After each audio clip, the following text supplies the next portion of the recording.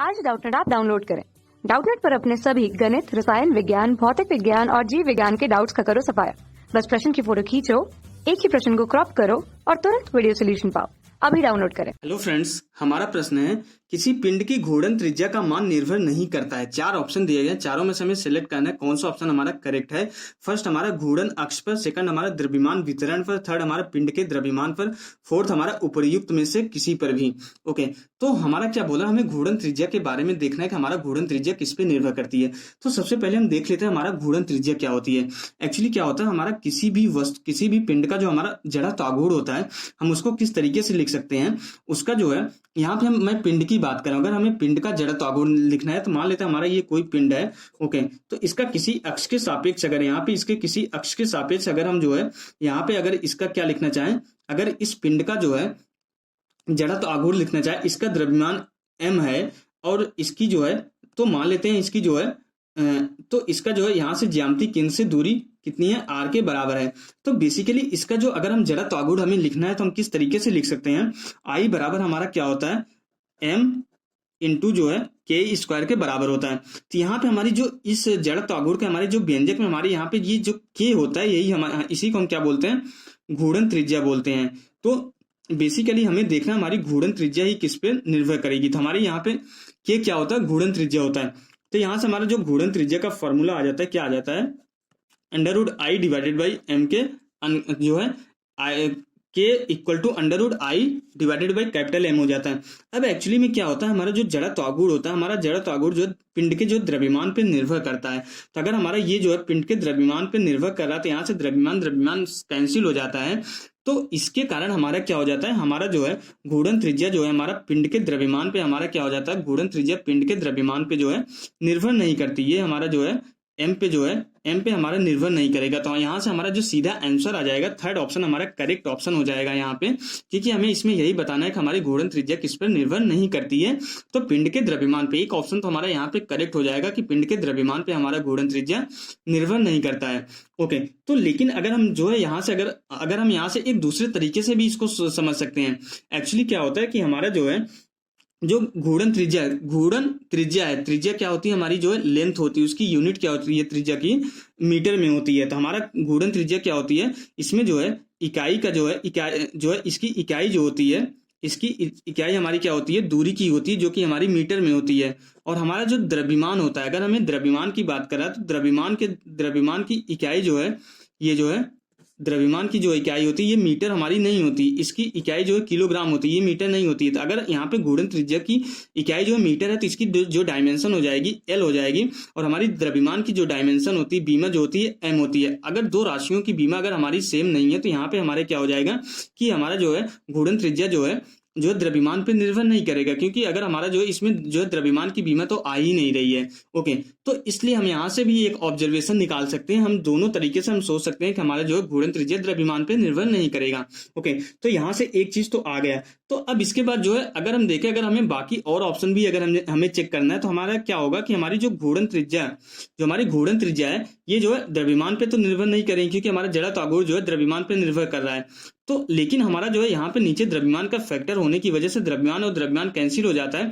लेकिन अब हमारा जो जड़त्व आघूर्ण द्रव्यमान को छोड़ करके बाकी जितने फैक्टर पे डिपेंड कर रहा होगा, हमारी घूर्णन त्रिज्या उतने उस सारे फैक्टर पे डिपेंड करेगी, उस सारे जो है घटक पे डिपेंड करेंगे। मीन्स हमारा जो है के डिपेंड करेगा हमारा जो द्रव्यमान पे सिर्फ जड़त्व आघूर्ण पे सिर्फ और सिर्फ हमारा जो है द्रव्यमान को छोड़ करके जितने पे हमारा जो जितने चीजों पे हमारा जो है जड़त्व आघूर्ण निर्भर करेगा, उतनी ही चीज पे हमारा क्या निर्भर करेगा, जो है क्या निर्भर करेगा, घूर्णन त्रिज्या निर्भर करेगा। तो यहाँ से हमारा क्या हो जाता है कि जो हमारा जड़त्व आघूर्ण होता है, ये हमें अच्छी तरह से पता है हमारा जड़त्व आघूर्ण क्या करता है। जड़त्व आघूर्ण हमारा जो है घूर्णन अक्ष पे निर्भर करता है। इसको हम कैसे बोल सकते हैं, क्योंकि हमारा क्या हो जाता है कि जो हमारी इसमें दूरी, जो हमारी दूरी का फैक्टर आता है, क्योंकि जड़त्व आघूर्ण m² mk² होता है, तो यहाँ पे जो हमारा k का फैक्टर होता है या r का जो फैक्टर होता है, जो दूरी होती है, हम क्या करते हैं, अक्ष से दूरी लेते हैं, उसकी द्रव्यमान केंद्र से जो है उसकी उसकी जो है हम क्या करते हैं, जिस अक्ष के परितः घुमा रहे होते हैं और उसके जो है ज्यामितीय केंद्र से हम क्या लेते हैं,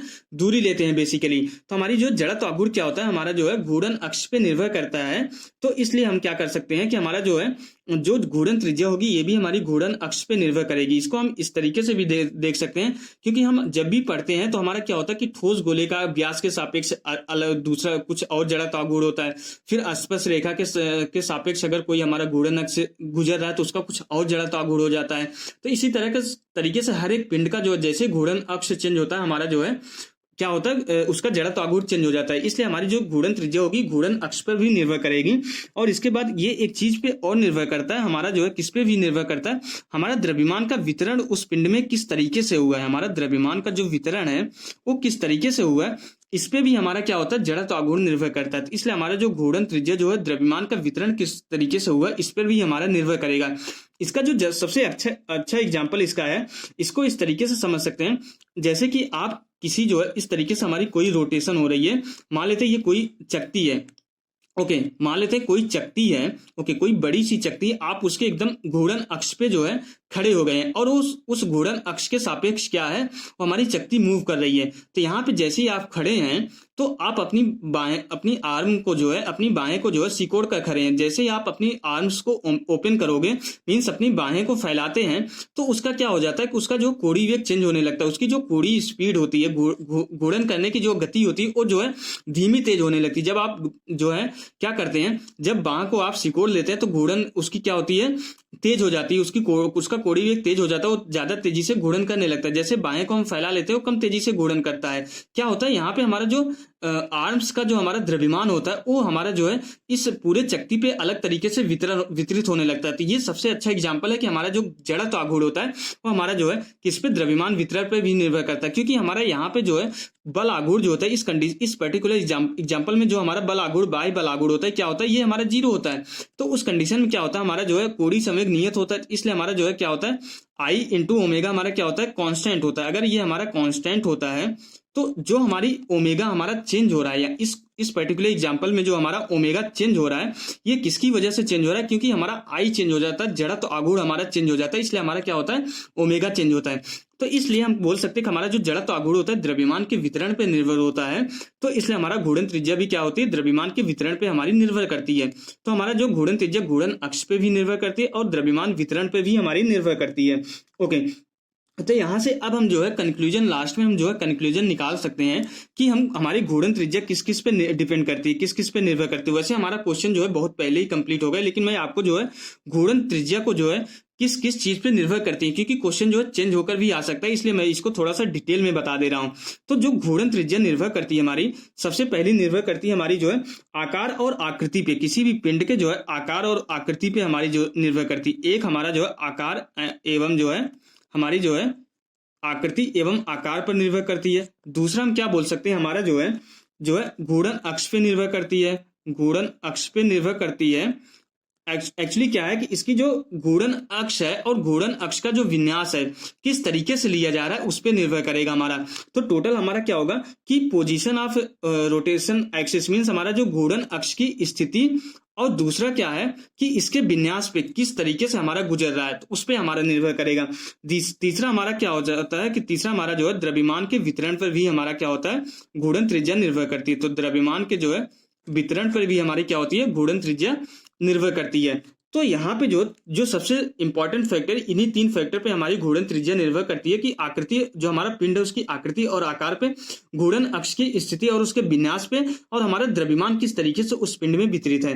तो इन 3 राशियों पे हमारा जो है जड़त्व आघूर्ण भी निर्भर करता है, इसलिए हमारा जो है क्या घूर्णन त्रिज्या भी निर्भर करती है। तो लेकिन जड़त्व आघूर्ण हमारा द्रव्यमान पे भी निर्भर करता है, लेकिन हमारी घूर्णन त्रिज्या जो है द्रव्यमान पे निर्भर नहीं करती है। तो यहाँ से हमारा जो है क्वेश्चन कंप्लीट हो जाता है। जो हमारा इसका सही उत्तर होगा कि घूर्णन त्रिज्या किस पे निर्भर नहीं करती, इस पर्टिकुलर क्वेश्चन का जो है थर्ड ऑप्शन हमारा यहाँ पे करेक्ट होगा, क्योंकि उसमें द्रव्यमान लिखा गया और फोर्थ में लिखा है उपर्युक्त में से किसी पर भी, तो हमारा द्रव्यमान पे निर्भर नहीं कर रहा है, इसलिए हमारा फोर्थ ऑप्शन इनकरेक्ट होगा। हमारा जो सही ऑप्शन होगा थर्ड ऑप्शन होगा।